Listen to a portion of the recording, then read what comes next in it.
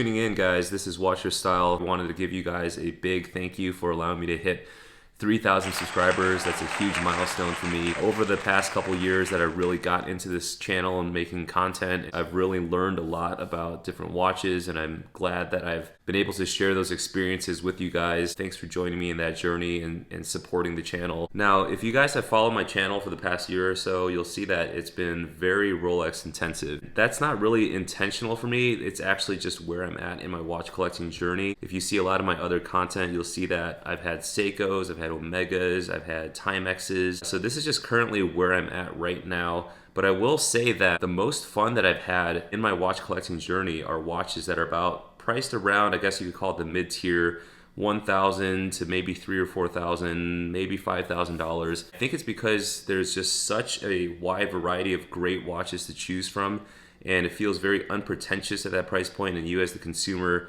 get to choose from a very wide spectrum of great watches from great brands with great history and great technology and great value. You know, segueing into this watch, which retails for around $2,000 USD, I think it is a tremendous value, but it also, for me, you know, getting it on my wrist and experiencing it for the past week or two, it really kind of brings me back to that mid-tier collecting sweet spot. I think there's a lot of great things that Nivada got right with this watch. You know, there's some negatives as well, and we'll get into that as well, but without further ado, let's go ahead and flip the camera and take a look at this Nivada Grenchen Chronomaster. Alright guys, so we have the Nivada Grenchen Chronomaster in front of us here, and this is the full set. This is everything that it comes with. And Nivada, thank you for sending this watch in for review. I've really enjoyed my time wearing it for the past few weeks. Let's go through everything that it comes with first and foremost. So this is the outer box. I think it kind of has a cool sort of retro aviation design. A nice little embossed golden end there. Kind of 70s looking box here on the inside, the illustrations. This is sort of like a manual for the actual watch, but instead of actually having a dedicated booklet, they decided to print it on the inside of this box, which is kind of nice. You know, saves a little bit of material and makes the box that much more special. Here is the guarantee card, which is good for 2 years. So this watch actually came originally on this beads of rice style bracelet, and then the clasp here is very reminiscent of a lot of kind of Seiko divers, or even a lot of micro brands are using this style of clasp. It has the double deployant and nice milled out clasp there as well, and then 4 positions for micro adjustment. And then the bracelet links themselves are actually fixed by screws, as you can see there, which is a nice touch. However, for me, I actually could not find the right size screwdriver to adjust this bracelet. So I actually took it off the bracelet and put it on this leather strap. And I think this black leather strap really suits the watch very well. So that's just something to keep in mind as you try to size this bracelet. Now, before we get into the watch, you know, just some very brief history.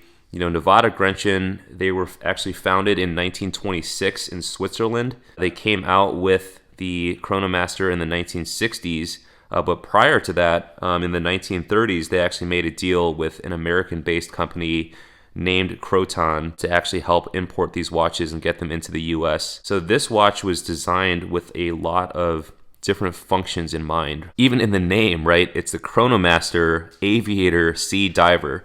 So what that implies is that the watch is, you know, a chronograph. It's also a dive watch with a friction fit bi-directional bezel.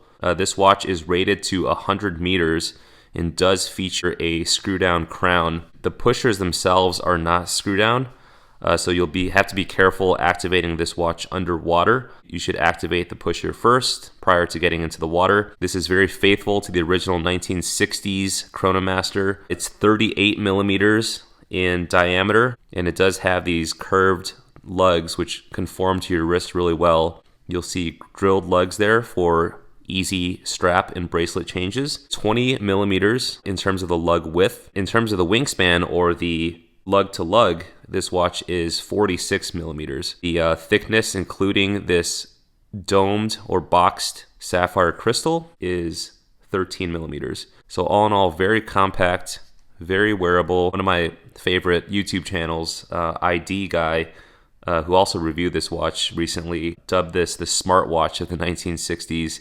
It really has a lot of cool functionality, a lot of cool components. This dial, there's a lot going on here. And let's break down each of these features one by one. First of all, you'll see that the hands, and you can see that there's a broad arrow hand for the hour hand and sort of a sword style hand for the minute hand, as well as batons for the minute indices and sort of a Speedmaster-esque baton there at the 12 o'clock position. This is a faded style Luminova, and it glows in a green color. It's relatively long lasting and for all intents and purposes legible enough in the dark. You can see at the 6 o'clock position there's an L on top of Swiss, which denotes the fact that this is a Luminova dial.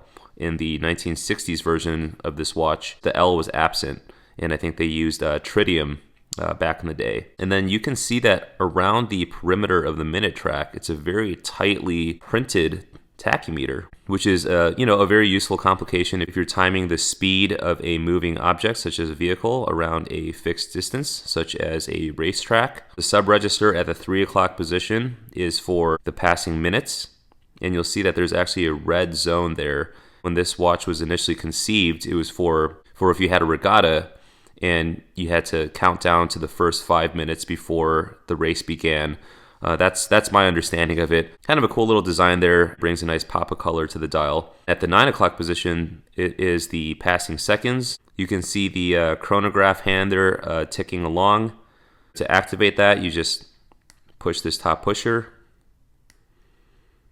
And then to reset it, push this top pusher once more and hit the reset. And that'll reset the chronograph seconds as well as the minute counter at 3 o'clock. So this bezel is bi-directional with an aluminum insert. You can see that has some really interesting touches here. It shows the minutes in 5-minute increments, which can be very useful if you're timing something, anything ranging from cooking to how much time has elapsed since you parked your car. And then you also have hour counters here as well. So you can actually track a second time zone, or you can use it as an hour counter if you wanted to see how many hours have elapsed.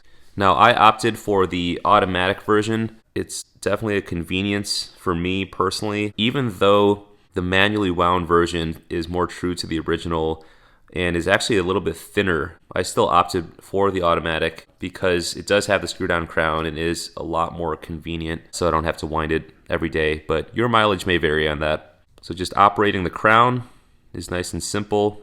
You unscrew the crown, pop it out to the last position to adjust the minutes and the hour accordingly. A little bit of a wobble as you set the hands. As you can see, it's not the smoothest setting. To screw it back down and ensure that 100 meters water resistance. Push the crown in and give it a nice turn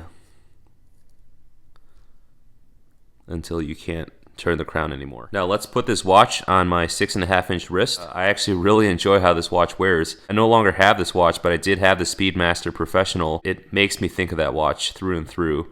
It has the same sort of profile. It works really well with this leather strap. I love the distortion on that crystal. I love the way that the light plays with the beveling on the lugs. And I love all of the vintage elements, such as the aluminum bezel insert. I think this is a great watch overall. I think it has great value, especially at the price point. It's a watch brand that has a lot of history and heritage, and it's a very useful watch day to day. And I would say it's a great starter watch if you're just getting into watches, if you're looking for something in that $1,000 to $2,000 price range. You know, you don't want to pay $2,000 for a Seiko or a Hamilton, or you just want something that's a little bit different, that's a little bit off the beaten path, and has people wondering, oh, what kind of watch is that? And it's not just an homage watch, as they call it. It's actually a faithful sort of reproduction of the original 1960s Chronomaster. Now, what are some of the negatives? So I did mention a couple of the negatives earlier. One of the negatives that I found was actually the comfort of the bracelet. It's a little sharp. The bracelet links do kind of pinch my skin ever so slightly. So if you're very particular about bracelet comfort, I might actually opt for I think it comes in a tropical leather strap. And then the clasp itself, it's a little hard to engage and to open. Not the easiest clasps out there to operate. The other negative I will say is that the crown it's really kind of challenging to screw this crown back in. You have to really kind of give it some muscle in order to screw this crown back in and ensure the 100 meters of water resistance. So that's definitely an area of improvement. This movement does have a little bit of rotor noise. I don't know if you guys can pick it up in the video or in the audio. And then the watch is a little bit tall at 13 millimeters, especially with that box sapphire crystal. It could be a little bit more slender, a little bit more light and compact. So if that is something that you're looking out for, definitely go for the manually wound version, as that's going to be a lot thinner. And the last area of improvement, it's more of like a preference for me personally, but if Nivada implemented screw down pushers, I would have a little bit more peace of mind getting into the water with this watch and actually activating the pushers. I know that's definitely probably very costly to implement, but I personally would appreciate that. So guys, sorry about the lighting earlier. My power actually went out in my apartment, but that's my review of the Nivada Grenchen Chronomaster. And I think it's a solid watch with some serious value, some serious functionality, and that vintage aesthetic that a lot of us watch enthusiasts really enjoy. Let me know what you guys think of this watch. Let me know what you think about some of my earlier points about, watches being the most enjoyable in this mid-tier price range. Let me know what you think of the value of this watch and how it holds up next to its competitors. It's not competitively priced next to Seiko's and Hamilton's. It's actually around the same price, if not a little bit more expensive. But if you want something a little bit more different, that brings something unique to the table, that isn't just your everyman's Seiko or Hamilton, and is actually just also a very faithful reproduction of the actual watch itself from the 1960s. No watch is perfect. There's definitely some disadvantages in there that I mentioned, but overall I think this is a great package. I've really enjoyed wearing this watch for the past few weeks. And Nivada, again, thanks for sending this in. And it's going to be a tough choice for me to wonder if I should actually add this one to the collection. I think it's a very compelling piece, and like I said, it really brings me back to those early days of watch collecting. So again, guys, hope you enjoyed this review. Please let me know if you have any questions, and hope you guys have an amazing day, and I'll talk to you in the next one.